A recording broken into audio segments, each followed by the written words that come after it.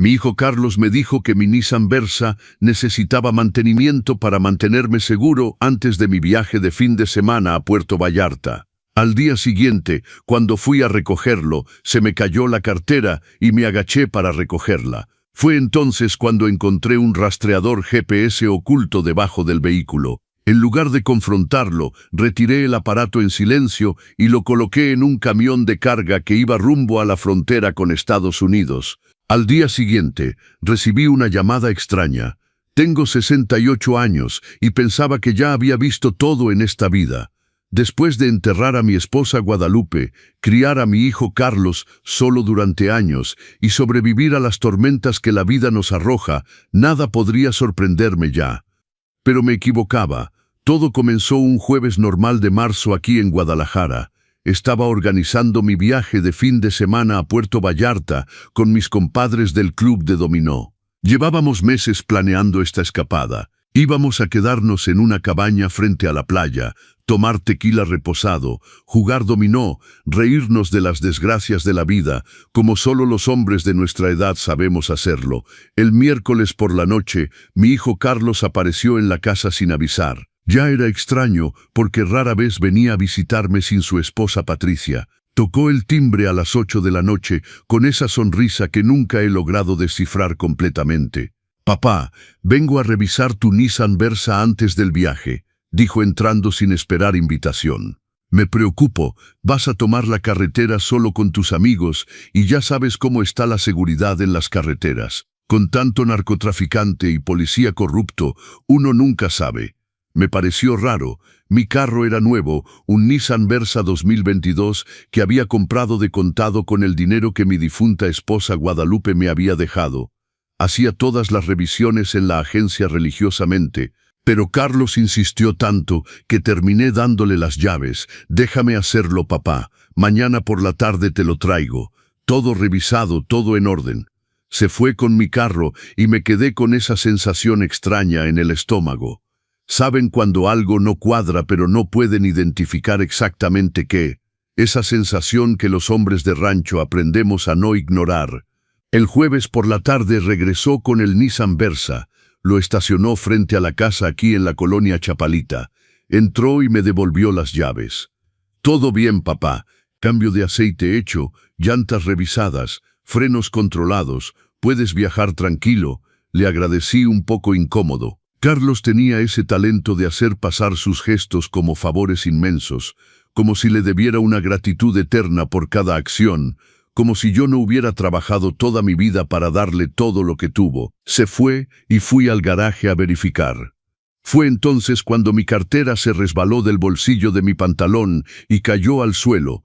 Me agaché para recogerla y ahí, justo debajo del carro, casi invisible en la sombra, vi algo que no debería estar ahí. Un pequeño objeto negro con un LED que parpadeaba discretamente. Mi corazón se aceleró. No soy de esos viejos pendejos que muestran en las telenovelas. Leo, veo documentales, sé lo que pasa en el mundo. Así que, con la mano temblando ligeramente, me acosté en el piso del garaje. Estiré el brazo y lo jalé. Era un rastreador GPS. Pequeño, magnético, pegado bajo el chasis de mi carro. Me quedé sentado ahí en el concreto frío del garaje, sosteniendo esa cosa en la mano, tratando de procesar la información. Mi hijo había colocado un rastreador en mi carro, no para protegerme, para vigilarme. La rabia vino primero, luego la humillación, y finalmente una frialdad que ni siquiera sabía que existía dentro de mí.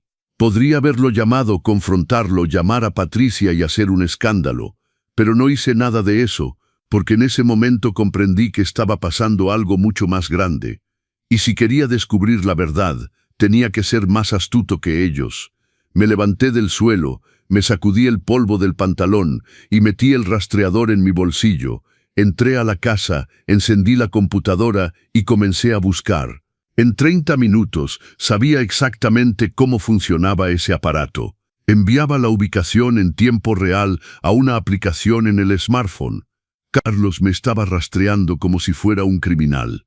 Entonces tuve una idea. Una idea que me pareció genial en ese momento, pero de la cual no tenía idea de dónde me llevaría. Esa misma noche fui a la gasolinera de la autopista Guadalajara-Tepic, una de las 3 que mi difunto cuñado había tenido y que yo había vendido hace años, pero que todavía conocía como la palma de mi mano.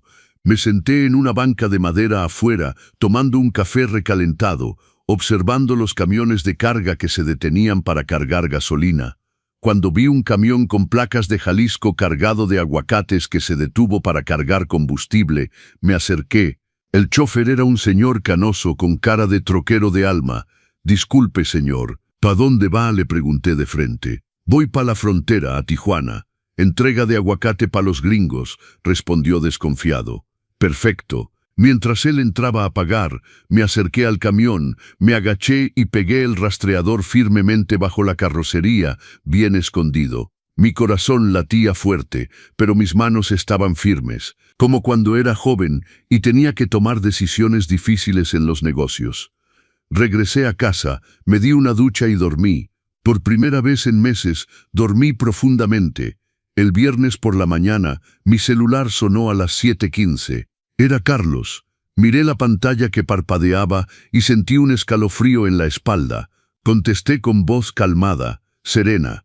«Bueno, papá, gracias a Dios que contestas. ¿Estás bien? ¿Dónde estás?» «Estoy en la casa, Carlos». «¿Por qué? ¿En la casa? ¿Estás seguro?» «Pues claro que estoy seguro, mijo. Estoy tomando mi café en mi cocina. ¿Qué pasa?» Silencio del otro lado. Podía escuchar casi los engranajes girando en su cabeza.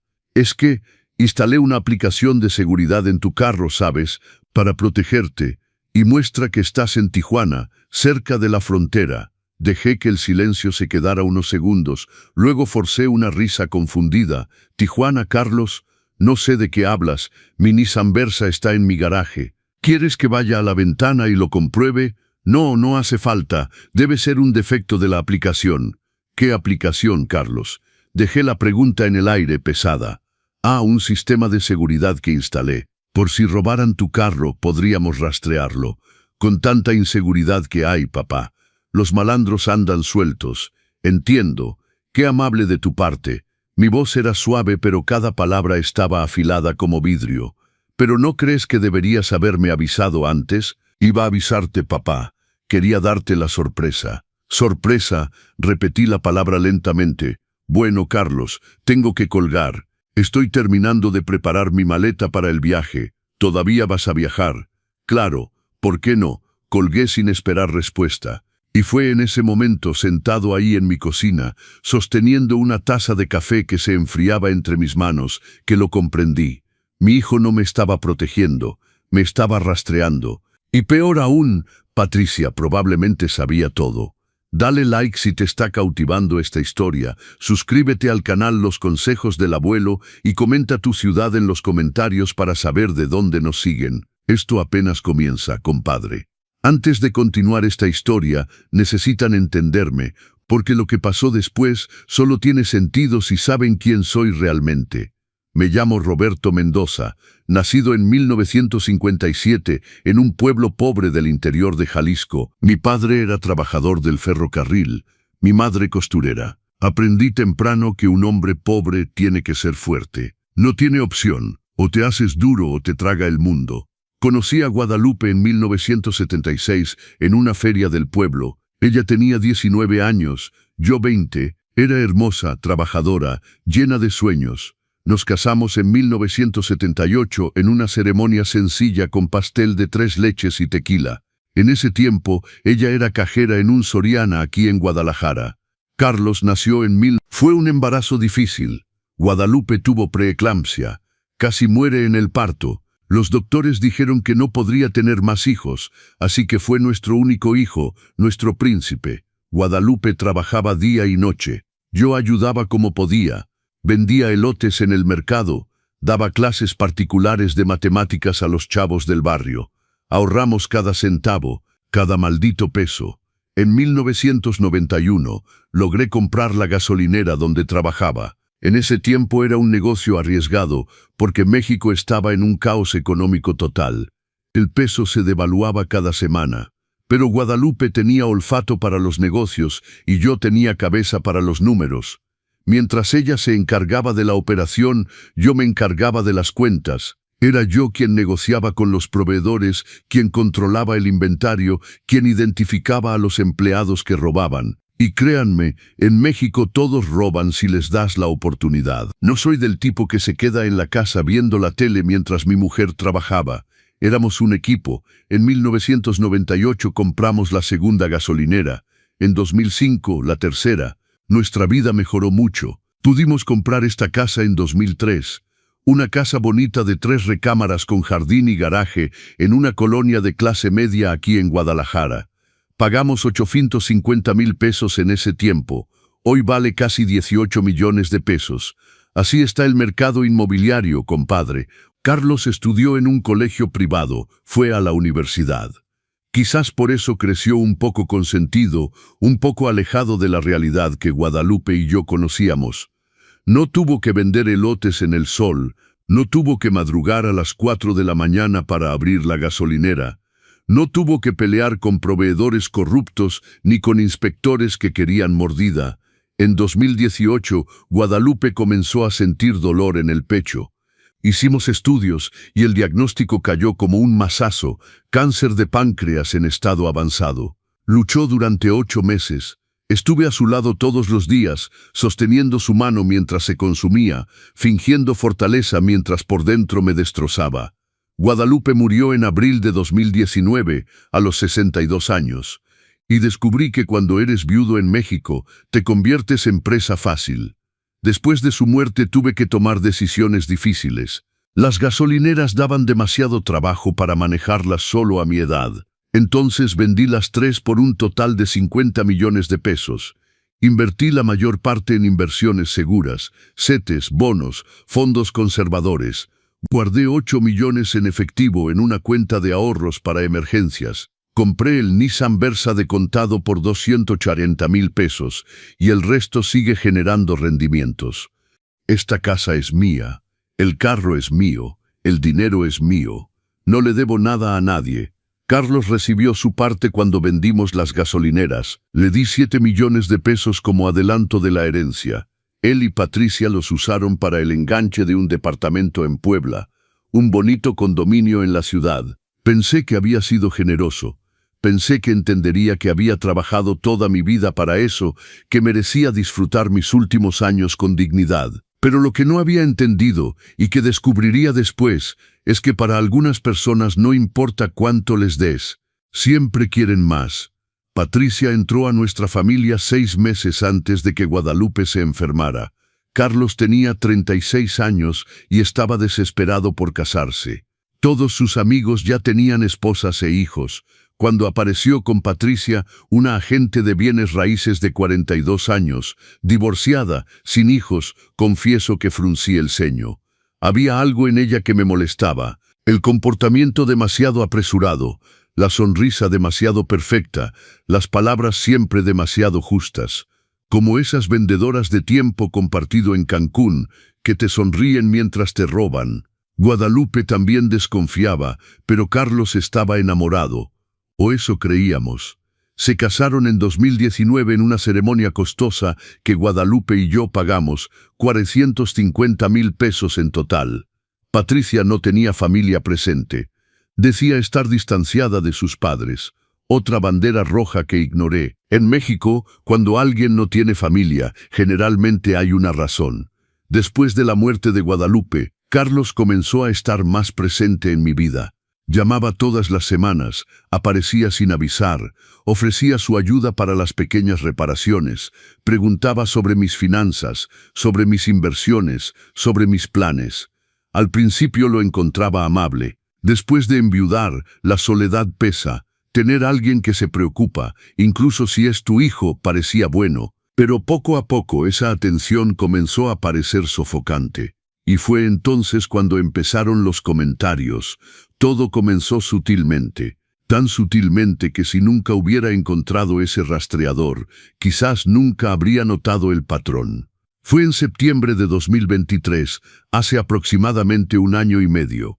Estaba en casa de Carlos para una comida dominical. Patricia había hecho ese mole poblano que decía era especial con su receta secreta. Estábamos platicando de cosas triviales cuando mencioné que había olvidado pagar el recibo de la luz. Nada grave. Iba a pagarlo al día siguiente. Carlos y Patricia intercambiaron una mirada, esa mirada que los cómplices intercambian.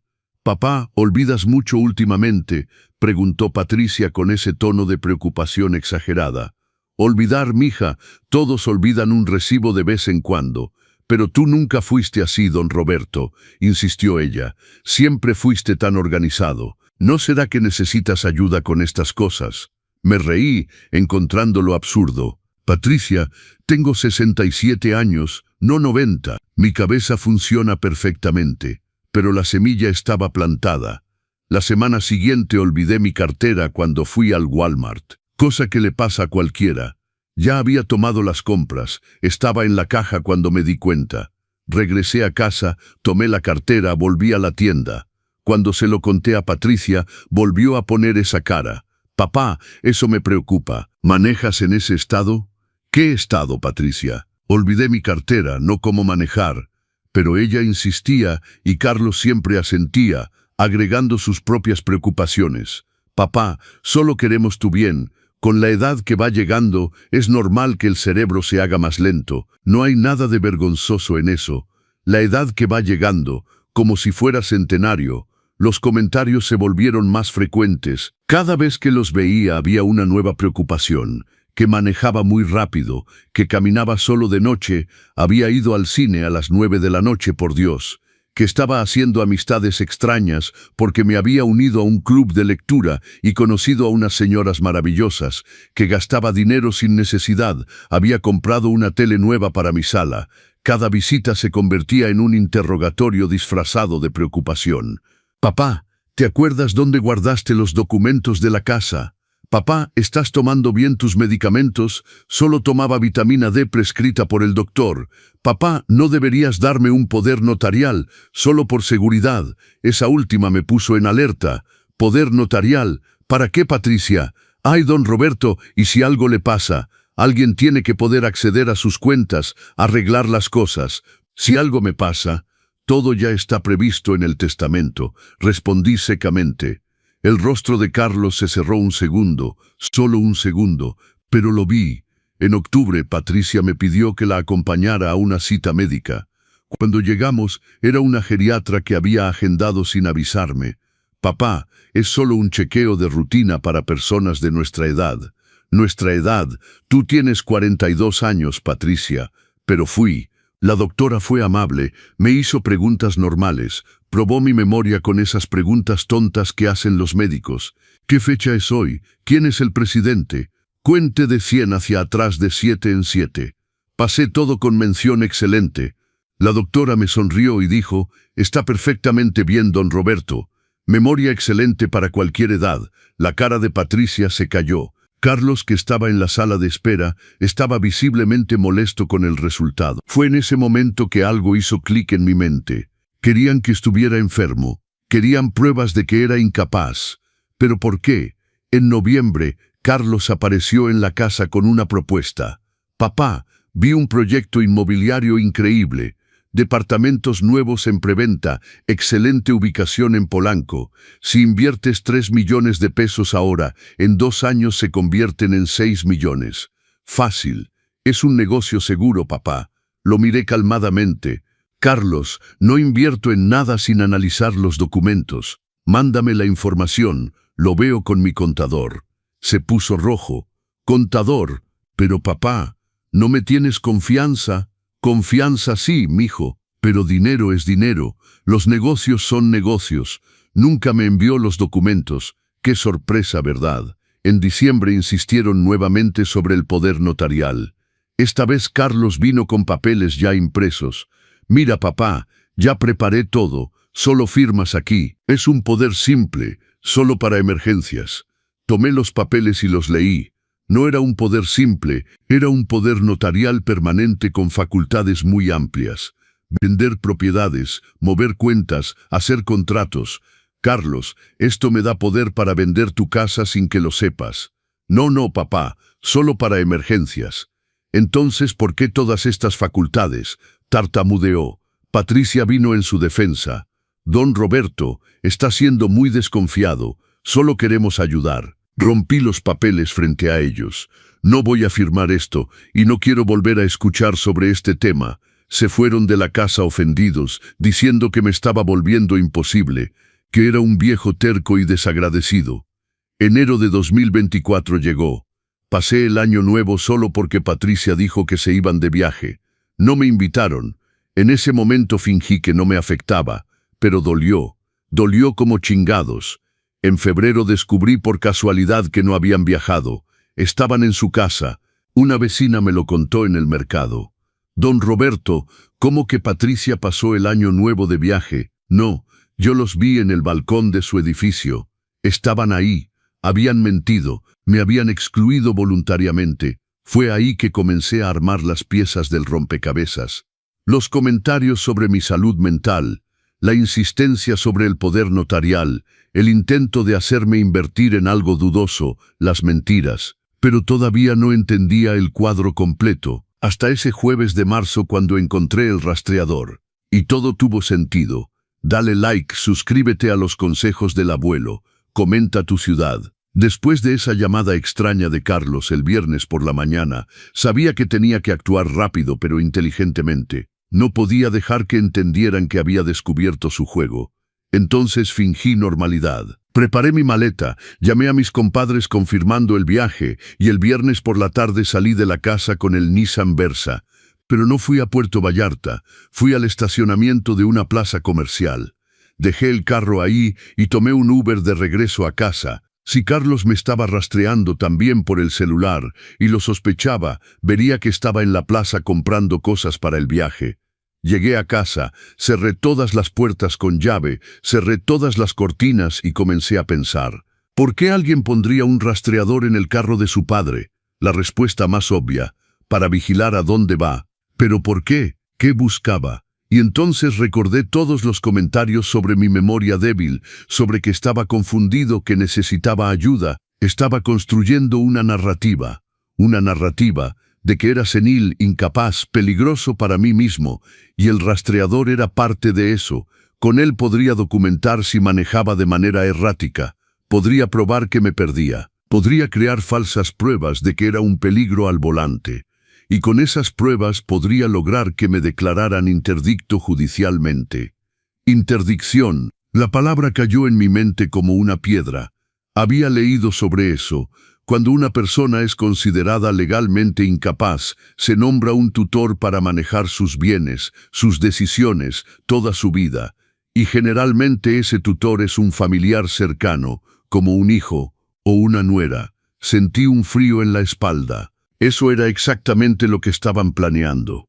Declararme interdicto judicialmente. Tomar el control de mis bienes, de mis 8 millones de pesos en ahorros líquidos, de mis inversiones, de mi casa que vale casi 18 millones. Y yo sería solo un viejo confundido al que la familia tuvo que proteger de sí mismo, pero necesitaba pruebas, necesitaba estar seguro antes de actuar. Entonces hice algo que a los 68 años nunca creí que haría. Tomé mi celular. Entré a una tienda en línea de equipo de seguridad y ordené 3 cámaras espía minúsculas, tamaño botón, con grabación de audio y video. Pagué 5.200 pesos con entrega express para el día siguiente. También contacté a un técnico informático, el hijo de una comadre del club de dominó, y le pedí que viniera el sábado. Le pagué 2.000 pesos para que revisara mi celular, mi computadora, buscara cualquier software espía o rastreador. Encontró 2 aplicaciones que yo no había instalado. Una de localización familiar y otra de respaldo de mensajes. Carlos tenía acceso remoto a mi teléfono.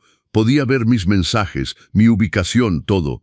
El joven eliminó las aplicaciones, instaló protecciones, cambió todas mis contraseñas. Don Roberto, el que hizo esto, cometió un delito, invasión de privacidad. Debería denunciarlo. Voy a denunciarlo, prometí, pero a mi manera. El sábado por la noche llegaron las cámaras. Pequeñas, discretas, perfectas. Pasé la noche instalándolas, una en la sala, disimulada en un portarretratos, otra en la cocina, en un jarrón decorativo en el estante. la tercera en mi recámara, en el reloj despertador digital, todas conectadas a mi celular, grabando todo. El domingo llamé a Patricia. Mija, disculpa por no haber viajado, me dio miedo ir solo finalmente. Tú y Carlos pueden venir a comer hoy. Necesito hablar con ustedes. Se quedó en silencio un momento. ¿Hablar de qué, don Roberto? De que ustedes tienen razón, de que necesito ayuda. Podía sentir su sonrisa al teléfono. Claro, papá. Llegamos a la 1 de la tarde. Colgué. Mi corazón latía aceleradamente, pero mis manos estaban firmes. Preparé unas enchiladas verdes, el platillo que Carlos adoraba. Puse la mesa bonita, con el mantel bordado de mi madre, encendí velas. Cuando llegaron, Carlos tenía esa expresión de satisfacción mal disimulada. Patricia me abrazó fuerte, hablando sin parar. Papá, qué bueno que tomó esta decisión. Estábamos tan preocupados. Nos sentamos a comer. Serví la comida, serví el tequila, y escuché. Entonces, papá, comenzó Carlos sirviéndose enchiladas. ¿De qué querías hablar? Estaba reflexionando sobre lo que me dicen, sobre que olvido cosas, que estoy confundido. Solo nos preocupamos por ti, papá, dijo Patricia tomando mi mano. Lo sé, y quizás tienen razón. Me he sentido un poco perdido a veces.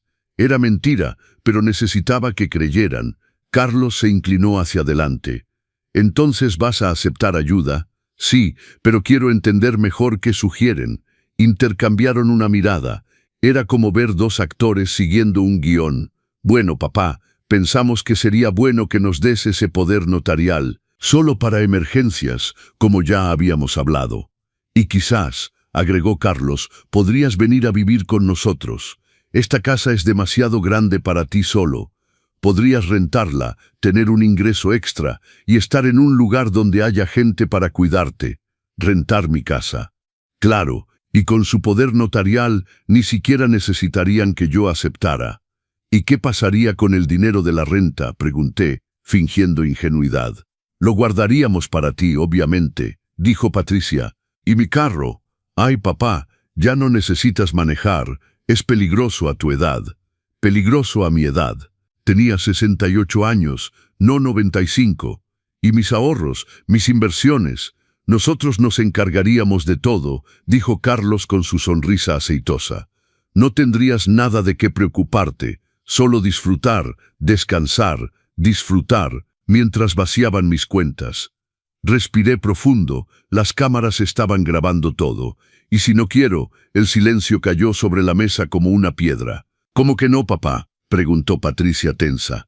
¿Y si no quiero dar el poder notarial? ¿Y si no quiero dejar mi casa? ¿Y si quiero seguir manejando, viajando, viviendo mi vida?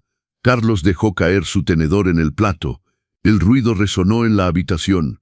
Papá, estamos tratando de ayudarte, pero si no cooperas, tendremos que tomar medidas más drásticas. ¿Qué medidas?, me miró fríamente. Existen medios legales para proteger a las personas que ya no pueden tomar decisiones por sí mismas.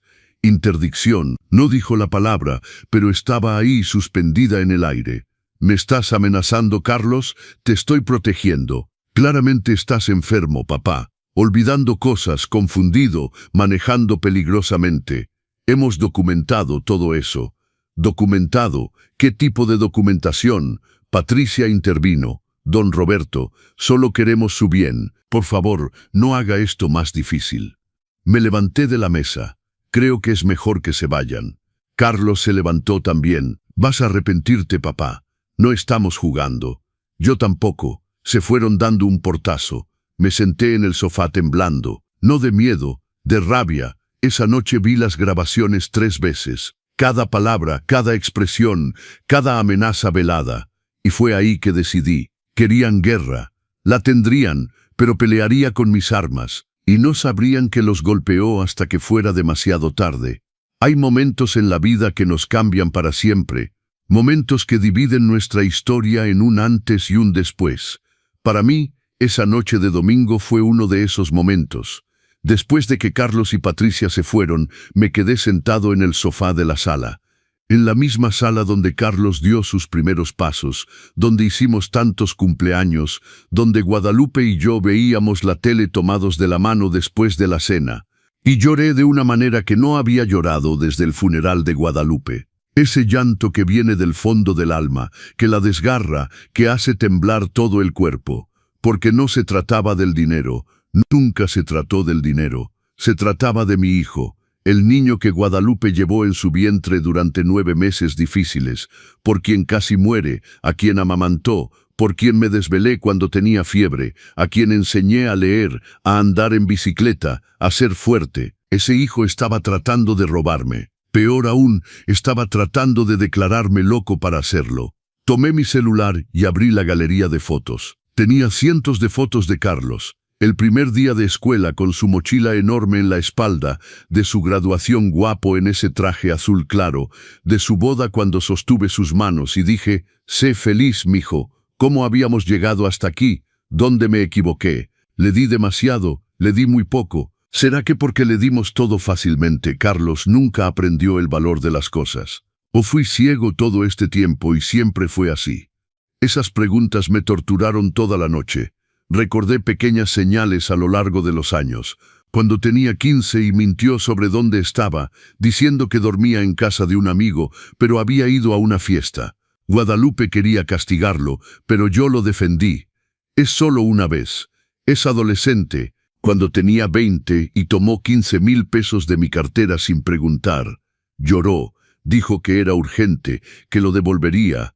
Nunca lo devolvió. Cuando tenía 30 y pidió 100,000 pesos prestados para invertir en un negocio. El negocio quebró en 3 meses. El dinero nunca regresó. Siempre perdoné, siempre justifiqué. Es mi hijo, es todo lo que tengo. Pero la verdad dura y fría que me vi forzado a enfrentar esa noche, era que Carlos había aprendido que podía hacer lo que quisiera conmigo, que siempre perdonaría, siempre aceptaría, siempre daría más. Y Patricia vio eso. Vio a un hombre débil que no sabía decir no a su hijo, vio una oportunidad. Alrededor de las 3 de la mañana fui al cuarto de huéspedes, el cuarto que era de Carlos cuando vivía aquí. Nunca tocaba nada después de que se fue. La cama estaba cubierta con la misma colcha de retazos que mi madre había hecho. En la pared todavía había los pósters que pegó en la adolescencia. Abrí el armario. Ahí estaba la caja de zapatos donde guardaba sus recuerdos. Dibujos de la escuela, fotos, tarjetas del Día del Padre. Tomé una de las tarjetas. Era de 2º grado. Con su escritura infantil torcida había escrito: Querido papá, eres el mejor papá del mundo. Cuando sea grande quiero ser como tú. Te quiero más que a nada, tu hijo Carlos. Sostuve ese papel amarillento entre mis manos y pensé, ¿dónde está ese niño? ¿Dónde se perdió? ¿O nunca existió realmente? Era solo un niño diciendo lo que sabía que los adultos querían escuchar. Me senté en el piso del cuarto, rodeado de fantasmas del pasado. Y fue ahí que me di cuenta de algo que me rompió aún más. Carlos sabía exactamente lo que estaba haciendo. No era ingenuo, no estaba siendo manipulado por Patricia. Era cómplice activo de todo esto. Los comentarios sobre mi memoria, las insistencias sobre el poder notarial, las mentiras, el rastreador, lo sabía todo. Quizás hasta fue su idea, porque me conocía. Conocía mis puntos débiles, sabía exactamente cómo manipularme. Sabía que haría cualquier cosa para no perder su amor. Y lo estaba usando en mi contra. En ese momento, sentado en el piso frío del cuarto vacío, tomé una decisión. Amaba a mi hijo, siempre lo amaría. Era parte de mí, estaba en mi sangre, mi ADN, mi alma. Pero no iba a dejar que me destruyera, porque si lo dejaba, no solo me robaría el dinero, me robaría mi dignidad, mi salud mental, mi libertad, todo por lo que había luchado toda mi vida. Y peor aún, pisotearía la memoria de Guadalupe, todo lo que construimos juntos, cada sacrificio que hicimos, cada noche que pasamos despiertos trabajando, planeando, soñando con un futuro mejor, no para nuestro confort, sino para él, siempre para él. Y estaba dispuesto a tirar todo eso por dinero. Me levanté del piso, volví a poner la caja en el armario y cerré la puerta del cuarto. Regresé a la sala, encendí la laptop y comencé a investigar. Busqué sobre interdicción judicial, tutela, cómo defenderse legalmente de este tipo de acción. Leí casos reales, historias de personas mayores declaradas incapaces por familias codiciosas que perdieron sus casas, sus ahorros, su libertad. Algunos nunca los recuperaron. Murieron en asilos, drogados, olvidados, mientras las familias gastaban su dinero. Yo no sería una de esas historias. El amanecer del lunes llegó. No había dormido, pero estaba extrañamente lúcido. Me di una ducha, me vestí correctamente, pantalón de vestir negro, camisa blanca, el reloj que Guadalupe me regaló. Me peiné, me vi en el espejo y vi al hombre que tenía que ser. Fuerte, determinado, implacable. A las 9 de la mañana entré al despacho del licenciado Emilio Sánchez. Emilio había sido abogado y contador de Guadalupe durante 15 años. Nos había ayudado con la compra de las gasolineras, los asuntos fiscales, el testamento cuando Guadalupe estaba enferma. Era un hombre de 60 años, serio, meticuloso, incorruptible. De esos abogados de la vieja escuela que todavía creen en la ley. Cuando entré a su oficina, se levantó sorprendido. Don Roberto, qué buena sorpresa. Siéntese por favor, café, agua, café por favor, bien cargado. Sirvió 2 tazas de una cafetera de aluminio que siempre estaba caliente en la mesa lateral. El café estaba amargo. Perfecto. Entonces, ¿qué lo trae por aquí? Respiré profundo. Emilio, necesito ayuda y necesito absoluto secreto. Se inclinó hacia adelante. Serio. Don Roberto, usted sabe que todo lo que se dice aquí queda entre estas paredes.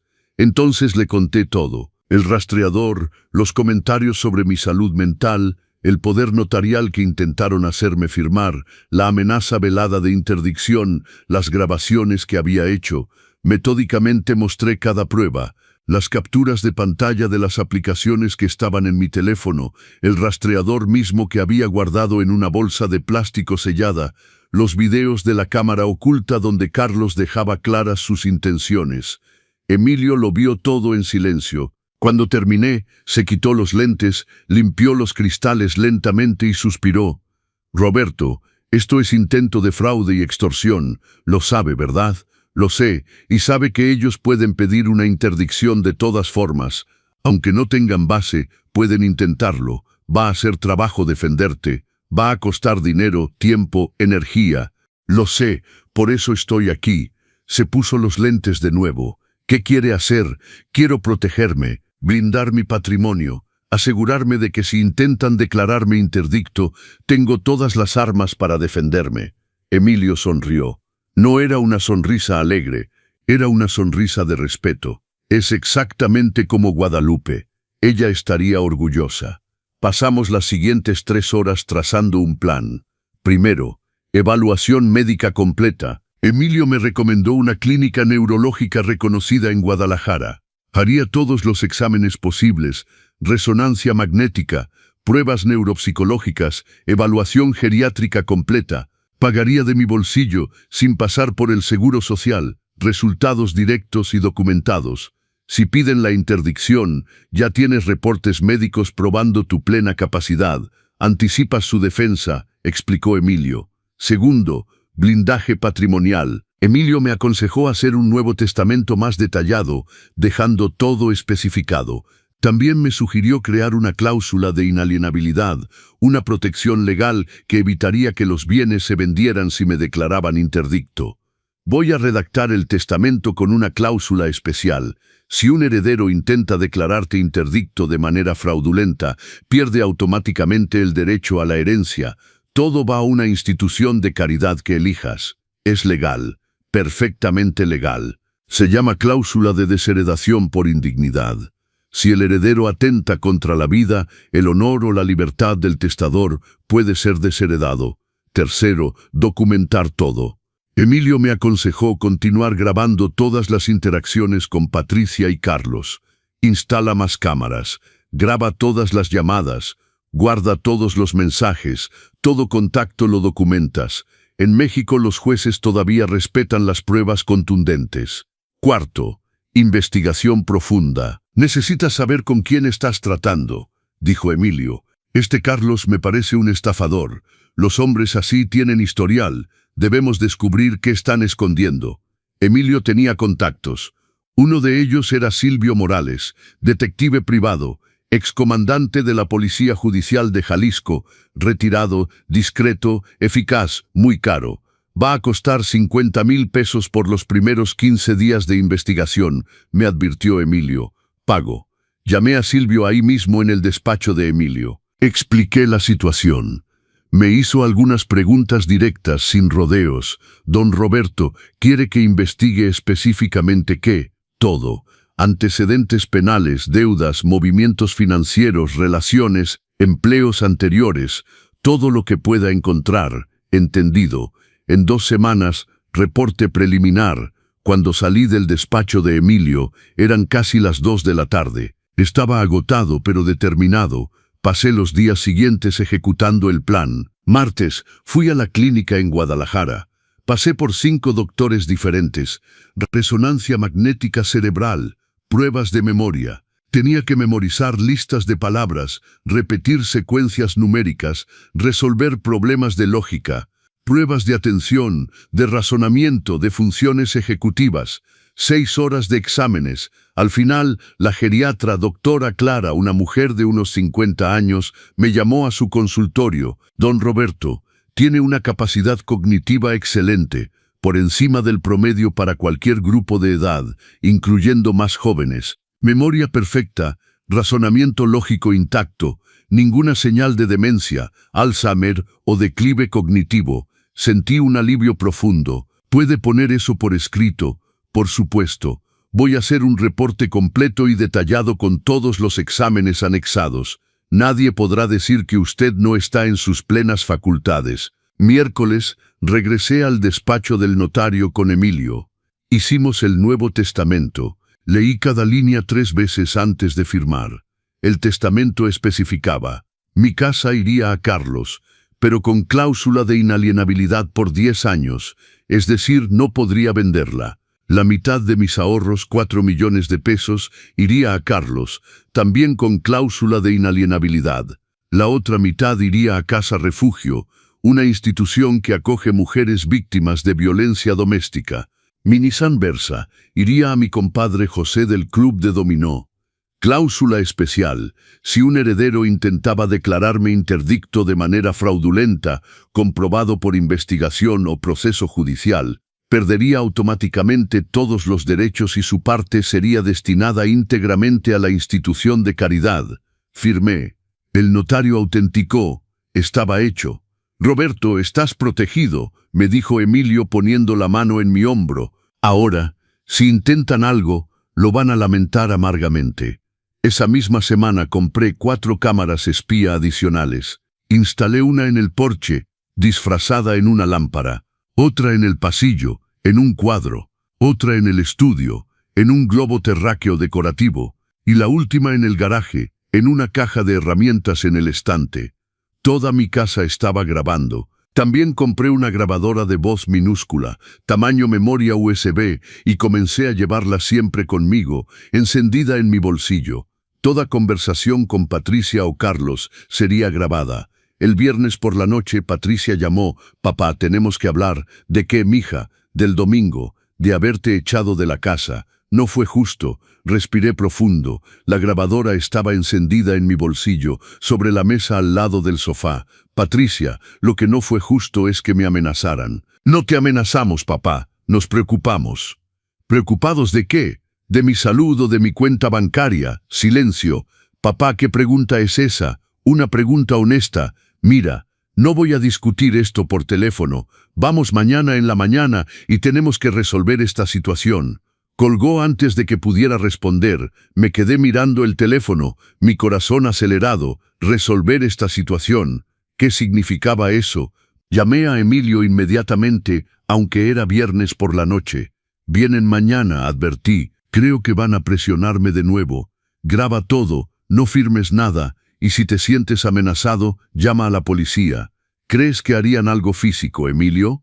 Por 8 millones en efectivo más una casa de casi 18 millones, Roberto. La gente ha matado por mucho menos. Esas palabras me helaron. Esa noche, antes de dormir, cerré con llave todas las puertas, cerré todas las ventanas, puse una silla contra la manija de la puerta de mi recámara, y por primera vez en 42 años, dormí con miedo de mi propio hijo. Dale like, suscríbete a los consejos del abuelo, comenta tu ciudad. El sábado por la mañana llegó nublado, con amenaza de lluvia. Me desperté a las 6 después de una noche mal dormida, llena de pesadillas. Hice café, me duché, me vestí con cuidado, jeans, camisa de manga larga, tenis, ropa práctica, solo por precaución. A las 9 de la mañana sonó mi celular. Era Silvio, el detective. Don Roberto, buenos días. Sé que había dicho 2 semanas, pero encontré cosas que necesitas saber urgentemente. Mi estómago se revolvió. ¿Qué descubrió? Prefiero mostrarlo en persona. ¿Está en casa? Paso en 30 minutos. Sí, por supuesto. Silvio llegó a las 9:30, manejando una Corolla gris discreta. Era un hombre pequeño, fornido, unos 60 años, cabello gris cortado estilo militar, expresión seria. Nos sentamos en la mesa de la cocina. Abrió una carpeta negra y comenzó a sacar documentos. Don Roberto, su hijo Carlos, no es quien dice ser, ni siquiera es su verdadero nombre. Sentí que el piso se abría bajo mis pies. ¿Cómo que no? Su nombre de nacimiento es Carlos Rodríguez Lima. Cambió legalmente hace 8 años después de ser condenado por fraude en Jalisco. Me mostró un acta de nacimiento, luego una sentencia judicial. En 2015 estafó a una viuda de 73 años en Guadalajara. Se hizo pasar por agente inmobiliario, la convenció de vender su casa para invertir en un proyecto fantasma. Desapareció con 1.700.000 pesos. Fue condenado a 4 años, cumplió 2 en semilibertad. Mi vista se nubló. Escuchaba, pero era como si las palabras vinieran de lejos. Hay más, continuó Silvio sin piedad. Tiene deudas de 200.000 pesos, parte con bancos, pero la mayor parte, 1.200.000 pesos, con agiotistas. Está fuertemente presionado. Ya ha recibido amenazas. Me mostró capturas de mensajes que había obtenido. No sé cómo. Mensajes de números desconocidos. Tienes hasta el 15 para pagar o va a terminar mal. Tu mujer sabe que debes. Ella va a saber. ¿Pero cómo hizo todas esas deudas? Pregunté aturdido. Apuestas en línea. Es adicto. Apuestas deportivas. Casino virtual. Pierde todo lo que gana y mucho más. Me mostró extractos bancarios. No sé de dónde los sacó y no pregunté. Decenas de transacciones. Sitios de apuestas. Montos absurdos. 30.000 pesos aquí. 50.000 pesos allá. 80.000 pesos seguidos. Y hay una cosa más, dijo Silvio sacando otro documento. Fotos. Carlos entrando a un motel con una mujer rubia joven de unos 30 años. Es Jessica Martínez. Dice a todos que es asesora financiera. En realidad es su amante desde hace 3 años. Ella también tiene antecedentes. Pequeñas estafas, cheques sin fondos, fraude. Mi cabeza daba vueltas, zumbaba. ¿Patricia sabe de esto? No lo sé, pero lo dudo. Los hombres como él son expertos en compartimentalización. La esposa nunca sabe de la amante no sabe de la esposa, y ninguna de las dos sabe de las deudas. Miré todas esas pruebas esparcidas sobre mi mesa de cocina. Documentos, fotos, extractos, la vida secreta y podrida de mi hijo. ¿Por qué se casó con ella? Pregunté en voz baja. Silvio me miró con algo parecido a la lástima. Don Roberto, hombres como Carlos nunca hacen nada por amor. Investigó a su familia antes, sabía que usted estaba vivo, sabía que tenía patrimonio, su hijo era el vehículo de acceso, es el manual del estafador, textbook. Sentí las náuseas subir. Tengo que decirle a Patricia, dígale, pero prepárese, porque su primera reacción probablemente será no creer. Lo defenderá, siempre es así. Sabía que Silvio tenía razón. Hay una cosa más, dijo, y la gravedad en su voz me asustó aún más. Carlos ha estado investigando sobre interdicción judicial, historial de navegación que logré acceder. Ha visitado foros, consultado abogados, investigado el proceso completo. Me mostró capturas de pantalla, búsquedas de Google, ¿Cómo declarar interdicto a padre senil? Requisitos interdicción judicial México. ¿Cuánto tiempo tarda proceso de interdicción? Abogados especialistas en interdicción Guadalajara. Esto no es casualidad, don Roberto.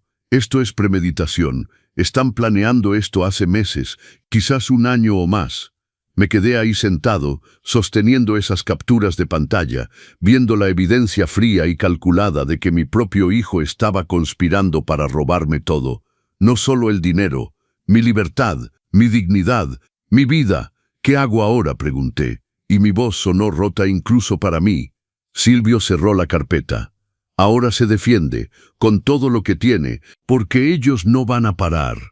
No hasta que consigan lo que quieren o hasta que usted los detenga. Miró su reloj. Tengo que irme, pero estaré disponible 24/7.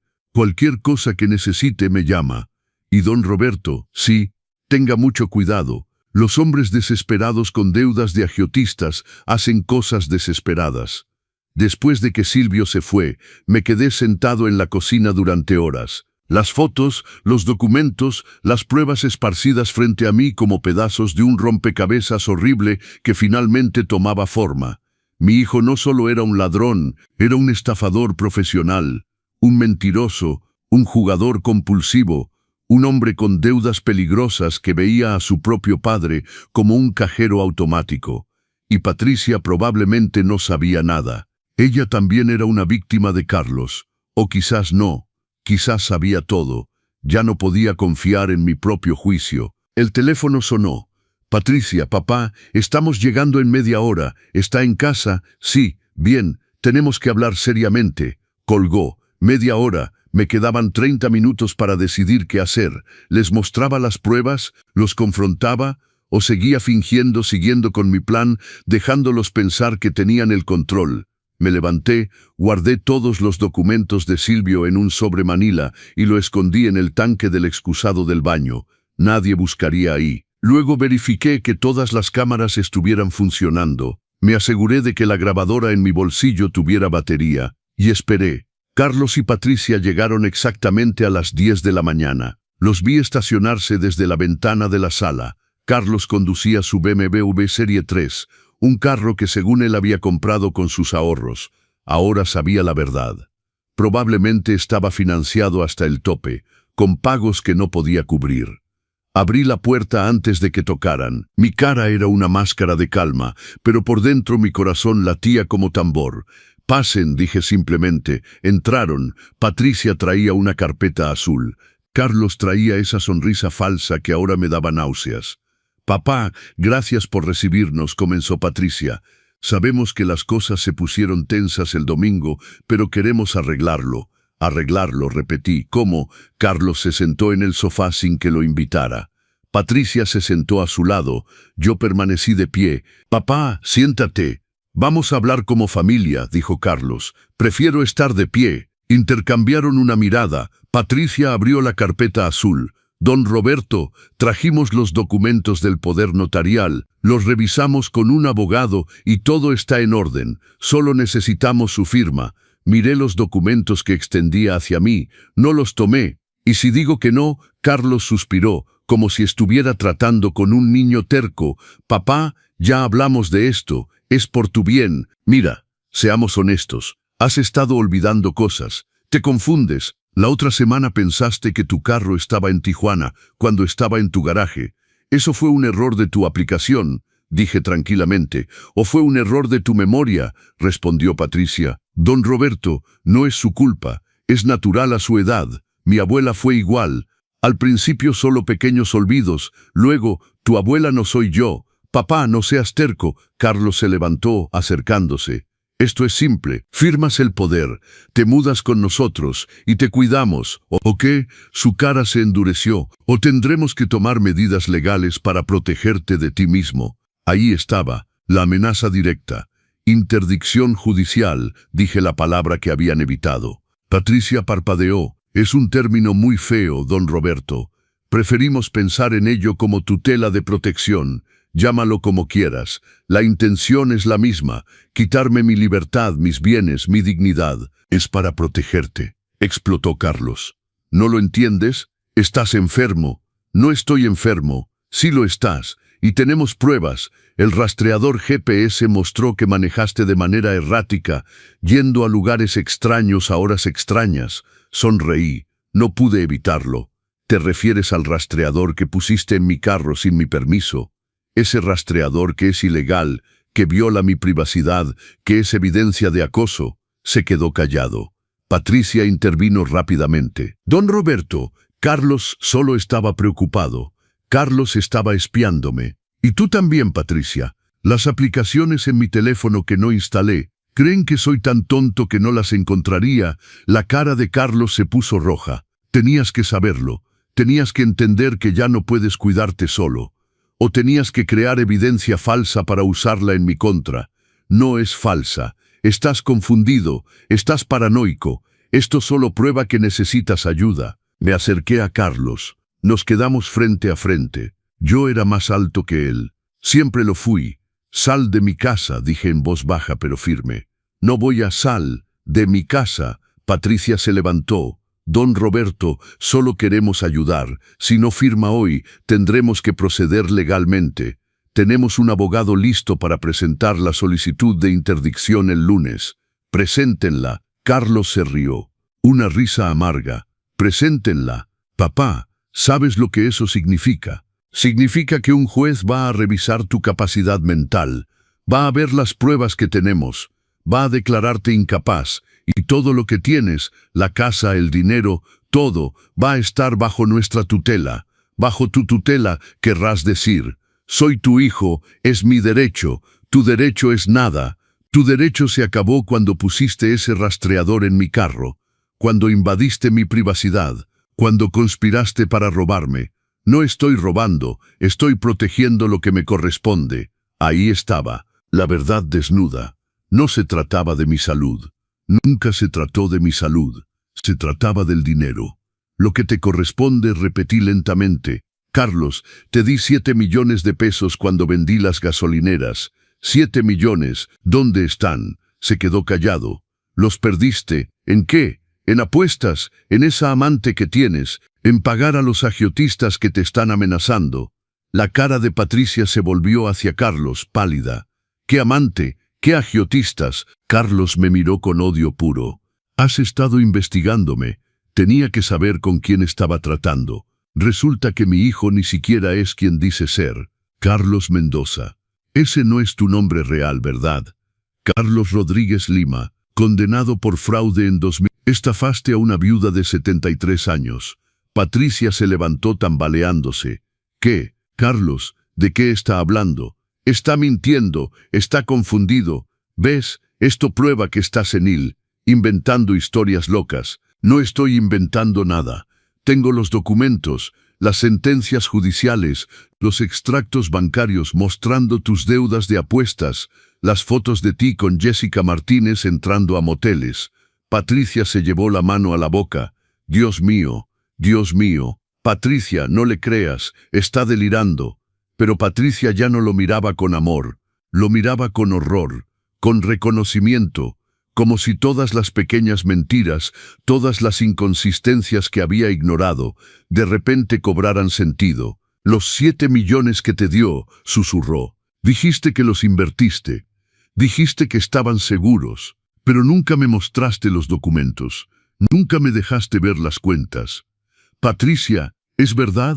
¿Los perdiste en apuestas? Carlos no respondió. Su silencio fue respuesta suficiente. Patricia se volvió hacia mí. Don Roberto, yo no sabía. Tiene que creerme, no sabía nada de esto. Lo sé, mija, o lo sospecho. Por eso quería que estuvieras aquí cuando lo confrontara. Esto es increíble. Carlos se rió histéricamente. Los dos contra mí. Mi propia esposa creyéndole a un viejo senil. Carlos, cállate, dijo Patricia. Su voz era fría como hielo. Solo cállate. Se volvió hacia mí. ¿Qué más tiene? ¿Qué más descubrió? Le conté todo. El detective, las deudas, la amante, el cambio de nombre, los antecedentes penales. Cada palabra era como un clavo en el ataúd de su matrimonio.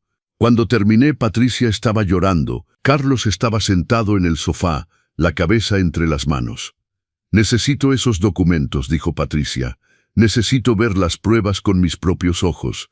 Los tendrás, pero primero los dos necesitan irse de mi casa. Patricia asintió. Se levantó, recogió su bolso. Vamos, Carlos. No, Carlos levantó la cabeza. Sus ojos estaban inyectados en sangre. No me voy. Toda mi vida soportándote, soportando tus sermones, tus lecciones. Siempre el gran Roberto Mendoza, el hombre trabajador, el hombre honesto. ¿Sabes lo que es crecer en tu sombra? Carlos, ya basta. Patricia intentó tomarlo del brazo. Él la apartó violentamente. No, quiero que sepa cuánto lo odio. Siempre presumiendo de lo que construyó, de cómo empezó de cero, haciéndome sentir como un inútil porque no era como tú. Nunca te hice sentir así, dije, pero mi voz tembló. ¿No? Y todas esas veces que comparabas todo lo que hacía con lo que tú hacías a mi edad. A tu edad yo ya tenía trabajo, a tu edad yo ya mantenía a mi familia. ¿Crees que no escuchaba? Te estaba enseñando el valor del trabajo.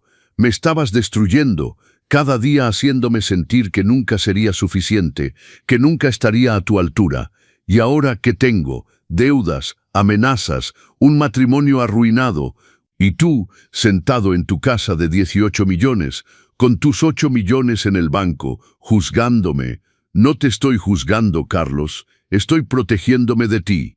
Se rió, una risa rota, desesperada.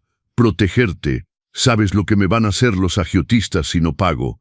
¿Sabes lo que me harán? Eso no es mi problema. Soy tu hijo, es tu problema. No, ya no. Esas 3 palabras lo rompieron. Lo vi en su cara, el momento en que entendió que había perdido, que su plan había fracasado, que no habría dinero, no habría rescate. Se levantó lentamente, caminó hacia mí. Por un momento pensé que me golpearía, mi cuerpo se tensó, pero solo me miró, con odio, con desprecio, con algo que podría haber sido dolor. Vas a arrepentirte, dijo en voz baja, cuando estés solo, cuando no haya nadie que te cuide, cuando estés muriendo en un asilo, vas a acordarte de este momento, y vas a arrepentirte. Puede ser, dije, pero al menos moriré con mi dignidad intacta. Tú podrás decir lo mismo. Me dio la espalda y salió. Patricia me miró una última vez. Lo siento, susurró. De verdad lo siento. Lo sé, mija, tú también fuiste engañada. ¿Qué voy a hacer? Lo que tengas que hacer. Pero ese no es mi problema ya. Se fue. Escuché el BMW arrancar y alejarse. Me quedé ahí parado en mi sala, temblando. No de miedo, de alivio, de agotamiento, de algo que podría haber sido victoria, pero se sentía más como pérdida. Fui a la cocina, me serví un tequila. Lo tomé de un trago. Luego otro. Mi teléfono sonó. Era Emilio. Roberto, ¿estás bien? Tengo a un contacto en el juzgado. Carlos presentó la solicitud de interdicción hace 2 horas. Mi corazón se detuvo. 2 horas. Pero acababa de irse de aquí hace... La presentó antes de ir a verte. Esto estaba planeado, Roberto. Iba a conseguir tu firma o presentar la solicitud de todas formas. ¿Y ahora qué? Ahora nos defendemos. Tenemos las pruebas médicas. Tenemos las grabaciones. Tenemos evidencia de su fraude, sus antecedentes, sus intenciones maliciosas. Tenemos un caso sólido. ¿Cuánto tiempo? El proceso puede tardar meses. Pero Roberto, vas a ganar, te lo prometo. Colgué. Me senté en el sofá, el mismo sofá donde Carlos se sentaba cuando era niño, viendo caricaturas, el mismo sofá donde Guadalupe y yo planeamos nuestro futuro. Y lloré, no por el dinero, no por la casa, lloré por el hijo que había perdido, o que quizás nunca tuve. Dale like, suscríbete a los consejos del abuelo, comenta tu ciudad. La justicia apenas comienza. Los siguientes meses fueron un infierno burocrático. El proceso de interdicción se movía lentamente a través del sistema judicial mexicano, donde cada papel necesita 3 firmas y cada firma necesita 1 semana. Emilio fue mi roca. Cada semana tenía reuniones en su despacho, revisando documentos, preparando mi defensa, anticipando los movimientos de Carlos. Presentó como evidencia el historial del rastreador GPS, me informó Emilio en una de esas reuniones. Dice que manejaste erráticamente, que fuiste a Tijuana en medio de la noche. Eso fue el rastreador en el camión, lo sé, Y tenemos pruebas de eso. El conductor del camión aceptó dar testimonio. También tenemos evidencia de que Carlos colocó el rastreador ilegalmente. Presentaron testigos, vecinos que Carlos había convencido de decir que me veían confundido. Un empleado de un supermercado que supuestamente me vio desorientado. Un doctor que nunca me había atendido pero que emitió una opinión profesional sobre mi estado mental basado en observaciones de terceros. Todo comprado, todo fabricado, pero nosotros teníamos más. Los reportes médicos completos mostrando mi perfecta capacidad mental. Las grabaciones de Carlos amenazándome. Los documentos de sus antecedentes penales. Las pruebas de sus deudas, su adicción al juego, su desesperación financiera. Y teníamos el testimonio de Patricia. Una semana después de la confrontación, me llamó: «Don Roberto, necesito hablar con usted». Nos encontramos en un café neutral. Se veía demacrada, como si no hubiera dormido en días. «Dejé a Carlos», dijo sin preámbulo. «Me mudé, pedí el divorcio. Lo siento, no lo sienta. Usted tenía razón sobre todo. Las deudas, la amante, los antecedentes. Todo era verdad. He sido una tonta». «No fuiste tonta, fuiste engañada. Quiero ayudarlo. Voy a testificar. Voy a decirle al juez todo lo que sé. Los planes de Carlos, las conversaciones que tuvimos, todo. ¿Por qué? Ya no eres familia. Porque es lo correcto. ¿Y por qué? Porque usted me trató mejor que mi propio esposo. Me trató con respeto. Merece justicia». Su testimonio fue devastador para el caso de Carlos. Una esposa declarando contra su marido, revelando sus conspiraciones, sus mentiras, sus manipulaciones. 3 meses después del inicio del proceso, tuvimos la audiencia final. Entré a esa sala del juzgado en Guadalajara con Emilio a mi lado. Carlos estaba ahí con su abogado, un tipo de traje brillante que claramente trabajaba por muy poco dinero. El juez, un hombre de unos 55 años con cara cansada, revisó todos los documentos, los reportes médicos, las grabaciones, los testimonios, las evidencias. Cuando llegó el momento de hablar, me dio la palabra. Me levanté, miré a Carlos. Nuestros ojos se encontraron. No había amor ahí, ni siquiera odio, solo vacío. «Su señoría», comencé. «No soy un hombre perfecto. Cometí errores como padre. Quizás fui demasiado duro, quizás mis expectativas fueron muy altas, pero nunca merecí esto. Mi esposa y yo trabajamos toda nuestra vida, construimos algo de nada, y lo hicimos para nuestro hijo, para darle oportunidades que nosotros nunca tuvimos. Le di educación, le di dinero, le di amor, y cuando pensé que lo había criado bien, descubrí que había criado a un extraño, a un hombre capaz de traicionar a su propio padre por dinero.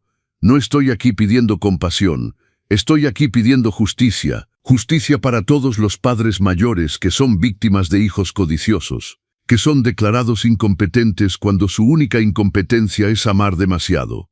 Tengo 68 años, mi mente está clara, mi voluntad es firme, y pido a este tribunal que reconozca mi derecho a vivir con dignidad los años que me quedan». Me senté. El juez asintió. «La resolución será emitida en 2 semanas. Fueron las 2 semanas más largas de mi vida. 2 semanas después, un martes por la mañana, recibí la llamada de Emilio. «Roberto, tenemos la resolución. El juez falló a tu favor. Rechazó completamente la solicitud de interdicción». Me senté, mis piernas no me sostenían. Completamente. No solo eso, el juez incluyó en su resolución un comentario sobre el intento fraudulento de Carlos. Lo calificó como abuso procesal con intención de lucro indebido. Eso significa que Carlos podría enfrentar cargos penales. Cargos penales por fraude procesal, por presentar evidencia falsa, por violación de privacidad con el rastreador. «Roberto, ganaste. No solo la batalla legal, ganaste todo». Colgué el teléfono y me quedé sentado en la cocina, la misma cocina donde Guadalupe y yo tomábamos café cada mañana, donde planeábamos nuestros sueños, donde criamos a nuestro hijo, y lloré, pero esta vez no de tristeza, de alivio, de justicia, de victoria amarga.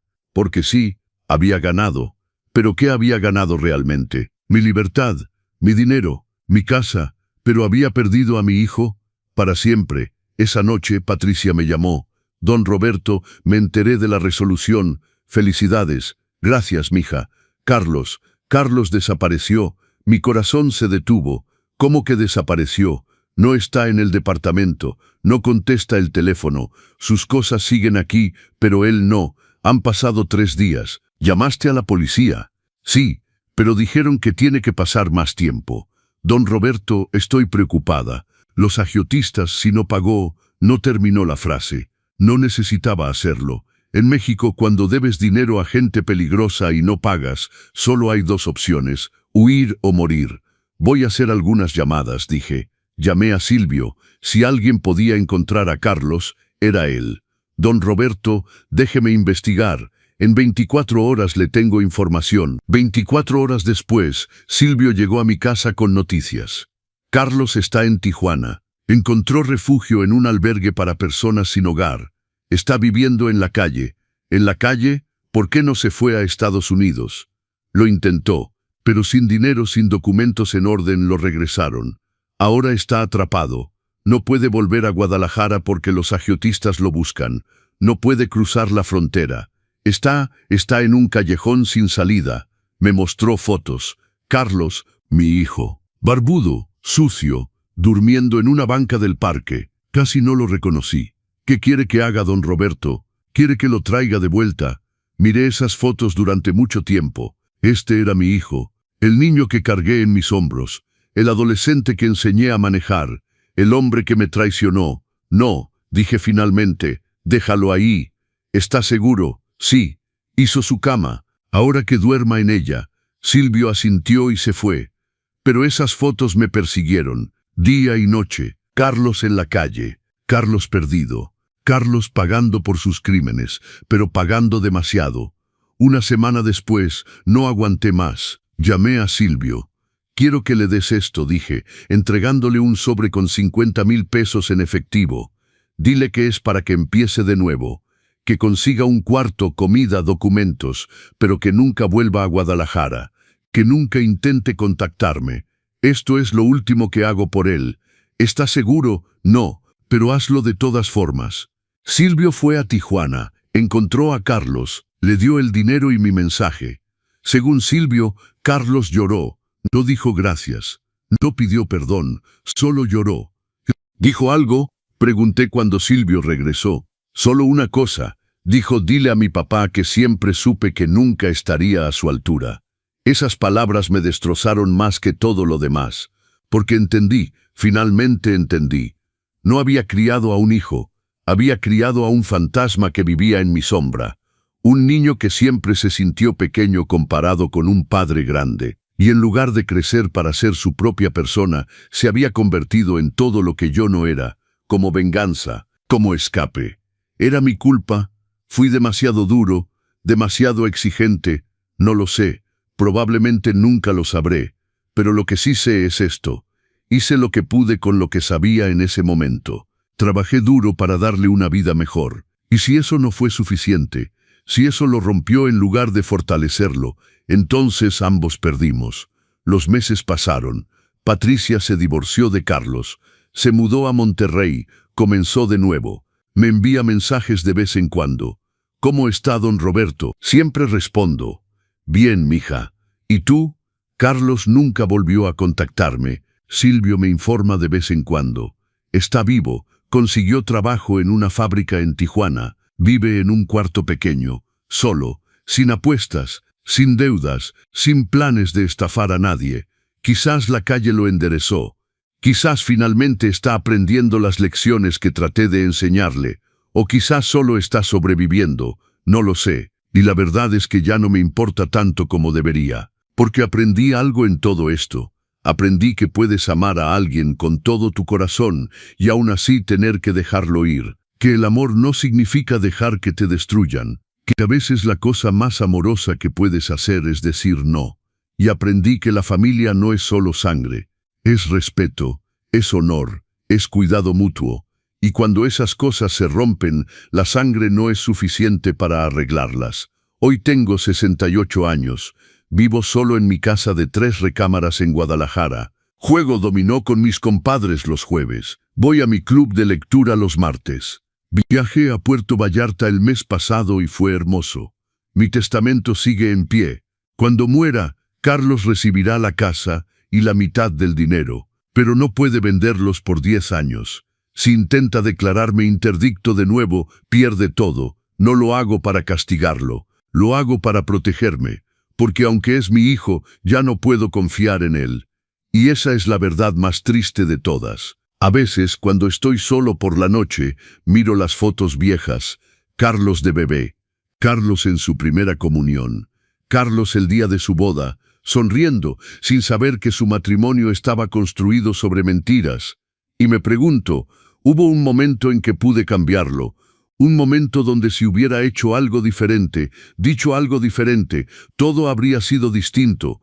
Probablemente, pero nunca sabré cuál fue ese momento, y ya es muy tarde para regresar.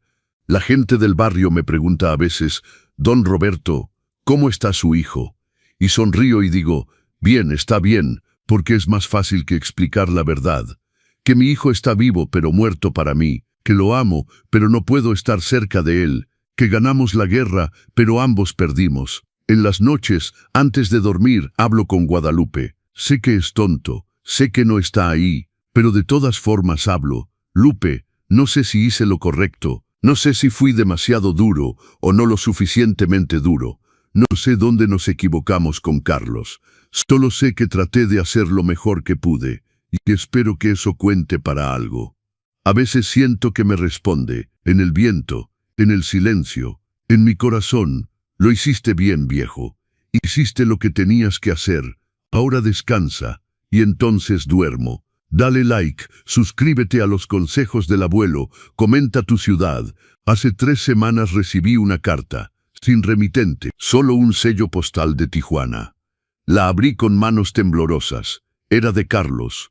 Papá, no espero que leas esto, no espero que perdones, solo necesito decirte algunas cosas que nunca tuve el valor de decir en persona. Tenías razón, sobre todo, era un estafador, era un mentiroso, era un jugador, era todo lo que tú nunca fuiste, y parte de mí lo hizo a propósito, para lastimarte, para demostrarte que no podías controlarme. Qué estúpido fui, perdí todo, el dinero, Patricia, mi dignidad. Y lo peor de todo, te perdí a ti. Vivo en Tijuana ahora, trabajo en una fábrica de maquiladora. Gano 3,000 pesos a la semana. Vivo en un cuarto de 3 por 3 metros, como frijoles y tortillas casi todos los días. Y ¿sabes qué? Por primera vez en mi vida duermo bien, porque no debo nada a nadie. No estoy huyendo de nadie, no estoy mintiendo a nadie. Finalmente entiendo lo que tratabas de enseñarme. Que el trabajo honesto tiene valor, que la dignidad no se compra con dinero, que el respeto se gana. Me tomó perderlo todo para aprenderlo. ¡Qué desperdicio! No te pido que me perdones, no te pido que me recibas de vuelta. No merezco ninguna de esas cosas. Solo quiero que sepas que finalmente lo entendí, y que lamento tanto cada cosa que hice, cada mentira, cada traición, cada lágrima que te hice derramar. Si pudiera regresar el tiempo, haría todo diferente. Sería el hijo que merecías, el hijo que mamá quería que fuera. Pero no puedo. Así que solo te digo esto, gracias por los 50,000 pesos, me salvaron la vida, literalmente, y gracias por todo lo que me diste cuando era niño. La educación, las oportunidades, el amor, no lo aprecié entonces, lo aprecio ahora, demasiado tarde. Espero que seas feliz, papá. Espero que vivas muchos años más, espero que encuentres paz, y espero que algún día, cuando ya no esté, puedas recordarme como el niño que fui, no como el hombre en que me convertí. Te amo, siempre te amé, incluso cuando te odiaba. Tu hijo, Carlos, leí esa carta 10 veces, lloré en cada lectura. ¿Lo perdoné? No sé. El perdón no es un interruptor que puedes encender y apagar. Es un proceso, un camino largo. ¿Respondí la carta? No, porque no sé qué decir. No sé si hay palabras para este tipo de dolor, para este tipo de amor roto, pero guardé la carta en la caja de zapatos del armario, junto a las tarjetas del Día del Padre y los dibujos de la escuela. porque a pesar de todo, sigue siendo mi hijo, y parte de mí siempre lo amará, incluso si no puedo estar cerca de él. La vida es extraña. Pasamos toda nuestra juventud construyendo un futuro para nuestros hijos, y a veces ese futuro se derrumba, y nos quedamos solos preguntándonos qué salió mal. No tengo respuestas, solo tengo mi verdad. Y mi verdad es esta: amé a mi hijo, le fallé de alguna manera que nunca entenderé completamente. Él me traicionó de maneras que nunca imaginé posibles, y ambos pagamos el precio, pero sobreviví, y eso cuenta. Hoy es un jueves soleado de noviembre. Tengo 68 años y 7 meses. Estoy sentado en el porche de mi casa en Guadalajara, tomando café, viendo a los vecinos pasar. Don Héctor, mi vecino de 72 años, se detiene a platicar. Don Roberto, ¿va al dominó hoy? Claro que sí, compadre. A las 4 como siempre. Bien, bien, porque le debo la revancha de la semana pasada. Se ríe y sigue caminando. Es un buen hombre. Honesto, trabajador, como debería ser. Mi teléfono suena, es un número desconocido. Normalmente no contesto, pero algo me dice que lo haga. Bueno, don Roberto Mendoza, es una voz de mujer, joven, profesional. Sí, soy yo. Le hablo del Hospital General de Tijuana. Tenemos aquí a un paciente, Carlos Rodríguez Lima. Usted aparece como contacto de emergencia. Mi corazón se detiene. ¿Qué pasó? Tuvo un accidente en la fábrica. Una máquina. Se fracturó el brazo y tiene algunas costillas rotas. Está estable, pero necesita cirugía. Y, bueno, no tiene seguro médico, no tiene dinero. Preguntó por usted. Cierro los ojos. Por supuesto que lo hizo. ¿Cuánto cuesta la cirugía? Aproximadamente 180,000 pesos, don Roberto. Sin eso el brazo puede quedar permanentemente dañado. Pero para Carlos es todo. ¿Puedo hablar con él? Un momento, por favor. Escucho ruidos, movimientos, luego su voz, débil, dolorida. Papá, esa palabra. Papá. ¿Cuánto tiempo sin escucharla de sus labios? Estoy aquí, Carlos. No esperaba que contestaras. ¿Cómo estás? Me duele, todo me duele. Hace una pausa. No estoy pidiendo dinero. La enfermera llamó sin que yo supiera. Yo no... Papá, ¿leíste mi carta? La leí. ¿Y qué? Y te perdono. Y todo está olvidado. Y volvemos a ser padre e hijo como si nada hubiera pasado. No, la vida no funciona así. Pero tampoco puedo dejarlo sufrir. No puedo dejar que pierda su brazo porque no tiene dinero. Porque a pesar de todo, de cada traición, de cada mentira, de cada lágrima que me hizo derramar, sigue siendo mi hijo. Voy a pagar la cirugía, digo finalmente. Papá, no puedes. Sí puedo, y lo voy a hacer. Pero Carlos, escúchame bien. Esto no significa que todo esté perdonado. No significa que volvemos a ser una familia feliz. Esto solo significa que no voy a dejarte perder tu brazo. Entiendo. Y cuando salgas del hospital, quiero que sigas tu vida, que trabajes honestamente, que pagues tus deudas, que seas el hombre que tu madre hubiera querido que fueras. Lo intentaré. No me digas que lo intentarás. Hazlo. Sí, papá. Una cosa más. Sí. Nunca vuelvas a intentar quitarme mi libertad. Nunca vuelvas a mentirme. Nunca vuelvas a traicionarme. Porque si lo haces, esta vez sí te dejo solo. Para siempre. ¿Entendido? Entendido. Cuelgo. Llamo inmediatamente al hospital. Hablo con administración. Les doy los datos de mi tarjeta. Pago los 180,000 pesos. La cirugía está programada para mañana temprano, don Roberto. Gracias. Cuelgo y me quedo sentado. Las manos me tiemblan. No de arrepentimiento. De algo más complejo. De algo que no tiene nombre. ¿Hice lo correcto? No lo sé. Quizás debería haberlo dejado. Quizás eso le habría enseñado la última lección que necesitaba aprender. O quizás esto es lo que significa ser padre. Que incluso cuando tu hijo te destruye, incluso cuando te traiciona de las peores maneras, todavía no puedes dejarlo morir. No porque lo merece, sino porque tú mereces poder mirarte al espejo y saber que hiciste lo correcto. Esa noche, sentado en mi sala, tomo mi tequila habitual. Pienso en todo lo que pasó. El rastreador GPS, las mentiras, la traición, el juicio, la victoria, la carta, y ahora esto. Mi teléfono vibra. Es un mensaje de un número de Tijuana. Papá, salí bien de la cirugía. El doctor dice que el brazo va a sanar completamente. No sé cómo agradecerte. No merezco tu ayuda, pero te prometo que voy a pagarte cada peso. Y te prometo que voy a ser mejor. Esta vez de verdad. Te amo, Carlos. Leo el mensaje 3 veces. No respondo, porque no sé qué decir. Las palabras se han agotado entre nosotros, pero guardo el mensaje. Porque quizás algún día, cuando haya pasado suficiente tiempo, cuando las heridas hayan sanado un poco, pueda responder, o quizás no. Quizás esto es todo lo que podemos ser ahora.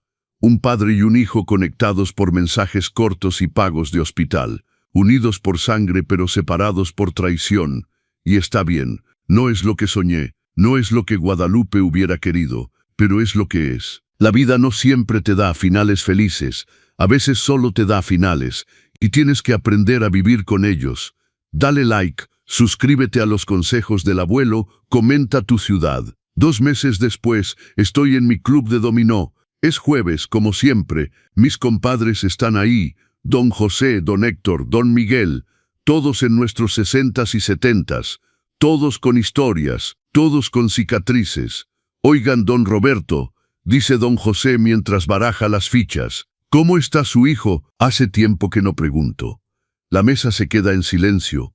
Todos saben la historia. En los barrios mexicanos, los chismes vuelan más rápido que las balas. Está vivo, digo simplemente. Trabajando en Tijuana, aprendiendo. Qué bueno, compadre, qué bueno. Jugamos en silencio unos minutos. Luego don Héctor habla. ¿Saben? Mi hijo también me chingó una vez. Me pidió dinero para un negocio. Le di 200,000 pesos. Nunca los vi de vuelta. Ni el dinero ni el negocio. El mío, dice don Miguel, me robó las escrituras de un terreno. Las falsificó, vendió el terreno. Me enteré cuando el nuevo dueño llegó a construir.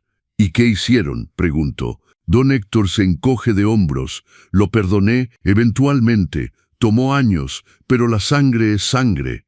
Don Miguel asiente. Yo también, pero con condiciones, con límites. Ya no es como antes. ¿Y se arrepintieron?, pregunto. De perdonar, los dos hombres se miran. Luego me miran a mí. A veces sí, dice don Héctor honestamente. A veces no. Pero ¿sabes qué, compadre? No se trata de ellos, se trata de nosotros. De poder dormir por la noche, de no cargar odio hasta la tumba. El odio pesa, don Roberto, agrega don Miguel, pesa más que cualquier traición, y a nuestra edad ya cargamos suficiente peso. Asiento, entiendo lo que dicen, y tienen razón, pero también tengo razón yo, porque perdonar no significa olvidar, no significa dejar que te lastimen de nuevo, significa soltar el veneno pero mantener las lecciones. Esa noche, cuando llego a casa, me siento a escribir, no una carta, una lista de lecciones que aprendí en estos últimos años. Lecciones que quizás puedan ayudar a otros hombres de mi edad que están pasando por lo mismo. Lecciones de un viejo terco. Y no, la familia no es solo sangre. Tu hijo puede ser tu sangre, pero si te falta al respeto, te miente, te roba, entonces no está actuando como familia, y no tienes que tolerarlo solo porque es tu hijo. 2. El amor tiene límites. Puedes amar a alguien y aún así protegerte de ellos. No es contradictorio. Es supervivencia. 3. Los documentos son sagrados. Nunca firmes un poder notarial sin leerlo 3 veces y consultarlo con un abogado de confianza. Tu firma es tu libertad. 4. Confía pero verifica. Si algo te parece raro, probablemente lo es. Confía en tu instinto. Eres viejo, no pendejo. 5. La tecnología puede salvarte. Aprende a usar cámaras, grabadoras. Aprende a proteger tu teléfono. En esta época las pruebas digitales son todo. 6. Ten tu equipo, un buen abogado, un buen contador, un buen médico. No esperes a necesitarlos desesperadamente para buscarlos. 7. Tu salud mental es tu mejor defensa. Mantén tu mente activa. Lee, resuelve crucigramas, socializa. Si intentan declararte incapaz, necesitarás probar que no lo eres. 8. El dinero atrae buitres. Cuando tienes dinero la gente cambia. incluso tu familia, especialmente tu familia. Protégete. 9. La soledad es mejor que la traición. Es duro estar solo, pero es peor estar rodeado de gente que te quiere robar. 10. Nunca es tarde para defenderte. A los 68, 70, 80 años, todavía mereces dignidad. Todavía mereces respeto. No dejes que nadie te quite eso. 11. Documenta todo, mensajes, llamadas, conversaciones. En un juicio, el que tiene más pruebas gana. 12. Los segundos matrimonios necesitan escrutinio. Si tu hijo se casa tarde con alguien que aparece de la nada, investiga. Siempre investiga. 13. Las señales rojas son rojas por algo. Si algo te incomoda, si algo no cuadra, no lo ignores. Tu intuición es sabiduría acumulada. 14. Perdonar no significa olvidar.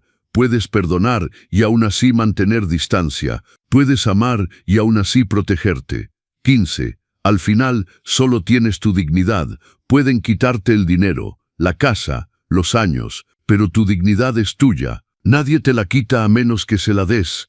Guardo la lista. Quizás algún día se la dé a alguien que la necesite. O quizás solo es para mí, un recordatorio de todo lo que sobreviví. 3 meses después de la cirugía de Carlos, recibo un paquete, sin remitente, pero reconozco el sello postal de Tijuana. Lo abro cuidadosamente. Adentro hay un sobre con 5,000 pesos en efectivo y una nota. Papá, primer pago de 36. Voy a pagarte todo, los 180,000 pesos de la cirugía, y si vivo lo suficiente, los 50,000 que me diste antes. No te pido perdón otra vez, ya lo dije. Ahora solo te muestro con acciones. Conseguí un mejor trabajo, en construcción. Gano 6,000 pesos a la semana ahora. Ahorro 5,000. Con eso vivo. El resto es para ti. Todavía no apuesto. Todavía no miento. Todavía trato de ser el hombre que debí ser hace años. No sé si es suficiente. Probablemente no. Pero es lo que tengo. Carlos, cuento el dinero. Son exactamente 5,000 pesos. Dinero honesto, ganado con sudor, y por primera vez en años siento algo que pensé que nunca volvería a sentir por mi hijo. Orgullo, pequeño, cauteloso. Pero ahí está, guardo el dinero en un sobre, no lo voy a gastar, lo voy a guardar. Y cada mes, cuando llegue otro pago, lo voy a guardar también. Y cuando tenga los 30,000 pesos completos, voy a hacer algo, no sé qué todavía. Quizás se lo devuelvo, quizás lo dono, quizás lo guardo como evidencia de que mi hijo finalmente aprendió. No lo sé, pero tengo tiempo para decidir, porque a pesar de todo lo que pasó, sigo aquí, sigo vivo, sigo fuerte, y eso en sí mismo es una victoria. Hoy, mientras escribo esto, tengo 69 años. Carlos tiene 42. Han pasado 2 años desde que encontré el rastreador GPS en mi carro. 2 años desde que mi vida explotó y tuve que recoger los pedazos. ¿Estamos bien, Carlos y yo? No, probablemente nunca estaremos bien en el sentido tradicional. Demasiado pasó, demasiado se rompió, pero estamos en un lugar mejor que antes, un lugar de respeto mutuo cauteloso, de límites claros, de amor complicado pero real. Él sigue en Tijuana, yo sigo en Guadalajara. Cada mes llega un sobre con 5,000 pesos. Cada mes guardo el dinero y pienso en el niño que fue y el hombre que está tratando de ser. ¿Es suficiente? Para algunos no. Para mí es un comienzo, porque al final eso es todo lo que podemos hacer. Comenzar de nuevo, una y otra vez, hasta que ya no podamos. Y cuando ya no podamos, al menos sabemos que lo intentamos. Mi mensaje para ustedes, compadres que están viendo esto, es simple. Si están pasando por algo similar, si sus hijos, sus nietos, alguien en su familia está tratando de aprovecharse de ustedes, no se queden callados. Defiéndanse, busquen ayuda, un abogado, la policía, amigos de confianza, documenten todo y sobre todo no firmen nada que no entiendan. Su dignidad vale más que cualquier relación, su libertad vale más que cualquier familia. Y su paz mental vale más que cualquier herencia. Fueron años duros, fueron batallas que nunca pensé que tendría que pelear, pero las peleé y gané, no con una familia perfecta, no con un final de película, pero con mi dignidad intacta, con mi libertad preservada, con mi vida todavía mía. Y al final del día, cuando me acuesto en mi cama, en mi casa, que es mía, pagada con mi sudor, ganada con mi trabajo, protegida con mi fuerza, duermo bien. Porque sé que hice lo correcto, incluso cuando fue difícil, incluso cuando dolió, incluso cuando significó perder a mi hijo, hice lo correcto. Y ustedes también pueden hacerlo. Nunca es tarde para defenderse. Nunca son demasiado viejos para pelear por lo que es suyo. Nunca están demasiado cansados para exigir respeto, porque son hombres. Hombres que trabajaron toda su vida. Hombres que construyeron algo de nada. Hombres que merecen terminar sus días con dignidad. No dejen que nadie se los quite, ni siquiera sus hijos. Esta fue mi historia. Espero que les sirva. Espero que les dé fuerza. Espero que sepan que no están solos. Y si aprendieron algo de todo esto, si esta historia les ayudó de alguna manera, les pido que le den like, se suscriban a los consejos del abuelo y compartan este video con otros hombres que puedan necesitarlo. Porque juntos somos más fuertes. Juntos podemos defendernos. Juntos podemos asegurarnos de que ningún padre más tenga que pasar por lo que pasé yo. Gracias por escuchar a este viejo terco. Cuídense, respétense. Y nunca, nunca dejen que nadie les quite lo que es suyo. Don Roberto Mendoza, Guadalajara, Jalisco, México, 68 años de vida, 2 años de guerra. Una victoria que duele pero que es mía, y eso, compadres, es suficiente. Dale like si esta historia te tocó el corazón. Suscríbete a los consejos del abuelo para más historias de vida real. Comenta tu ciudad para saber de dónde nos están viendo. Y comparte este video con alguien que necesite escucharlo, porque todos merecemos envejecer con dignidad, todos.